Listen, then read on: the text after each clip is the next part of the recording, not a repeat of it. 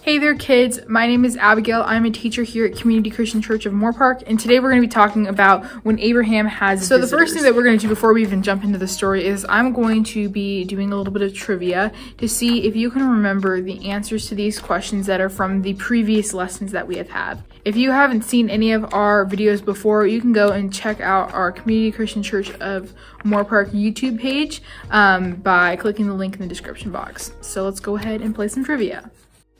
Who built the ark? Noah did.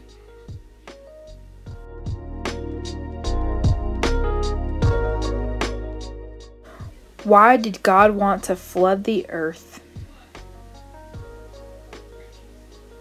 Because the people were evil and were not following God. What did God put in the sky as a promise that he would never flood the earth again?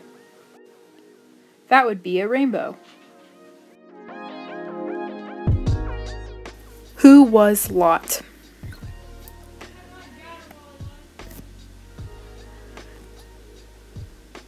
Remember, Lot was Abraham's cousin. Did Abram and Lot have a lot of cattle? Yes, they did. One night, God spoke to Abraham, "Come outside of your tent," God told him, "and look up into the sky." Abraham went out into the cool evening air. The night was bright with stars. "Look up into the sky and count the stars, if you can," God said. "I promise you that you will have as many descendants as there are stars in the sky." Can you imagine that? God tells Abraham to come look outside and to come look at the stars. And then afterwards, he tells him that if you can even count the stars, that's how many descendants that you will end up having. I think that's pretty cool if you ask me, that God's going to tell him that you're going to have as many descendants as there are stars in the sky. If you look up in the sky, there are not, there's no way you can count all of those stars. There's too many to count. And yet, that's how many descendants God promises Abraham. Although God's promise sounded impossible, as Abraham stood there in the darkness, he believed God would keep his word. When Abram was 99 years old, God spoke to him again. "You are going to be a father of many nations." How can that be, thought Abraham. He didn't have any sons. Can you imagine that? If you were 99 years old, and God told you, you're going to have all of these, you're going to be a father of many nations, you're going to have many nations, and you're going to be a great-great-great-great-great-great-great-grandpa. Wouldn't you think, well, I don't have any kids, so how am I going to be able to let that generation last? But God had a different plan. It didn't make any sense, but Abram knew that God was almighty and could do anything. Abram kneeled down as God talked with him. What's more, God told him, "I'm changing your name. It won't be Abram any longer, but Abraham," which means father of nations. "Not only will you, but your children as well will be given all this land of Canaan. It will belong to your families forever. Always remember that I will be your God." Abraham kept thinking about what God had said. One day when he was at home sitting in the open of his tent, Abraham was thinking about how good God was to him. Suddenly he noticed 3 men coming toward him. "Who could be coming to visit me on such a hot day?" thought Abraham. He hurried to greet them. Abraham was a kind man, and everyone was welcome in his house. "Please," said Abraham, "don't go any farther. You look so hot and tired. Stop and rest a while." Abraham didn't wait for an answer. He ran to get water so the strangers could wash their dusty feet. "I'm sure a bit of food to eat would make you feel better," Abraham said. The men were impressed by Abraham's kindness. "We'll stay," they told Abraham. Then Abraham ran into the tent to talk to his wife. "Sarah, quick, mix up some special cakes. Use your best flour. Be sure to around organizing everything." whoops, sorry. Be sure to make plenty. There are 3 visitors outside. Abraham rushed around organizing everything. His servants hurried to prepare food. Sarah baked fresh cakes as he had requested. At last, Abraham served the visitors a fine outdoor picnic under the tree. I think you guys can probably imagine, I don't know if you guys have ever had visitors over, but usually when we have visitors over, my mom will be cleaning a lot all day. She will be cooking and preparing food for whoever is coming over. And that's probably similar to what Abraham and Sarah did. He probably went in and told his wife, like, hey, we need to make sure that everything is clean and that these people are being well fed. While the men ate, Abraham stood near them so he could visit with them. Where is Sarah? They asked. Then Abraham heard God say to him, next year you and Sarah will have a son. When Sarah heard this, she covered her mouth and laughed. She probably thought, that's the funniest thing I have ever heard. I'm too old to have a baby, and my husband is even older than I am. I honestly would laugh as well. I mean, think about it. If your grandmother told you that she was going to have a baby and she was 90 years old, that is really old. And she probably thought, like, how could I have a baby? I'm too old to be able to have a baby. And that's probably what she had told God and had told Abraham. And the Lord, who knew everything, said to Abraham, why did Sarah laugh? Why did she say an old woman like me can't have a baby? Is anything too hard for God to do? When the man asked Sarah, why did you laugh? Sarah was afraid to tell the truth. I didn't laugh. She was afraid to say she didn't believe. God kept the promise he had made to Abraham many years before Sarah did have a son. Abraham named him Isaac, or laughter. God knew Abraham was a kind, good man who loved God with all his heart.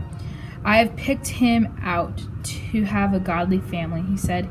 In his family there will be many children who will believe in me and do what's right and good.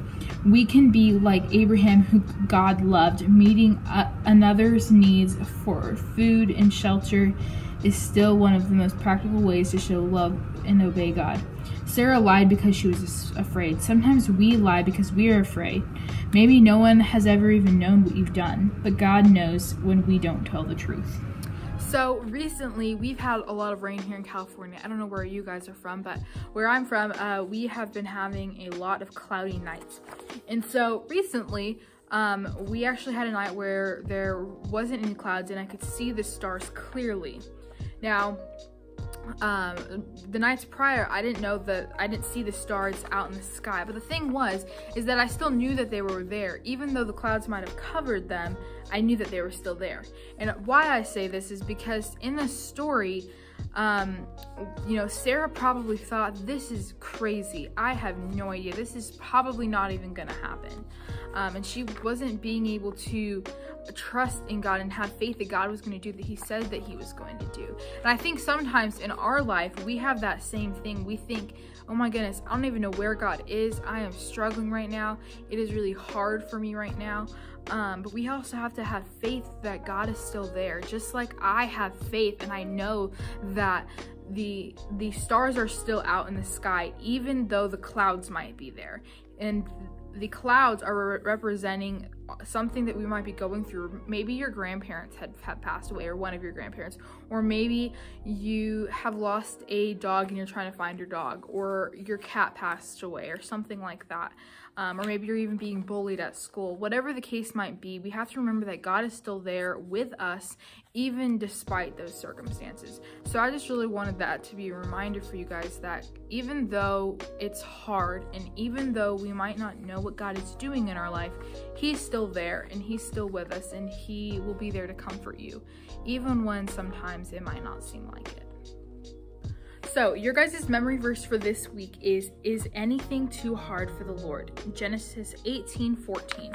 For the first activity sheet that you guys have is an unscrambling of these, oh, I'm sorry, it's not an unscrambling of the words this time. That's what I thought it was, but it is this, you can decode the message, and it says, solve the hidden phrase by filling in the blanks. Match up the number underneath each blank to the corresponding letter found in the key directly below.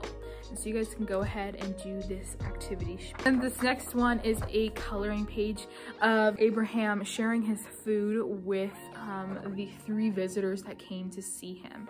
And Abraham was being really kind to those people, and I think that's something that we also have to remember, is that even when there might be somebody that's hard to love, we should still show love and compassion for them. And even if we don't know the person, sometimes we can get a little bit shy, and when somebody new comes around us, we think like, oh, I don't know what to say to them, or I don't know how to talk to them. And these people were just walking towards his house, and he invited them in and gave them food and water and was really kind to them. So that's a really good example for us to do the same things to other people.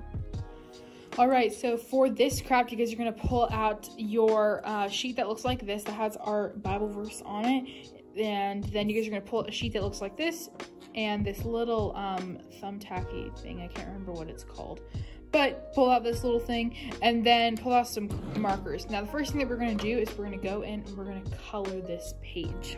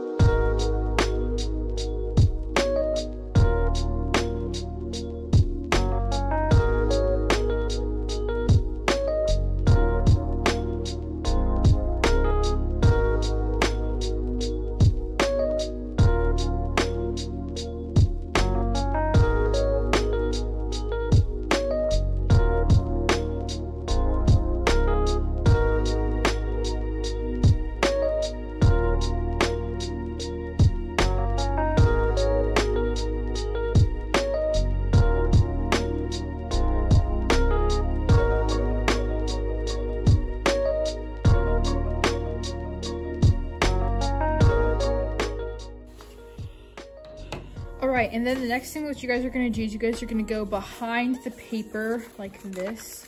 And you're going to take your little piece. There's a slit at the back of the paper that's by her neck. And so what you guys are going to do... Oh, wait, I did this wrong. Hold on. Oops.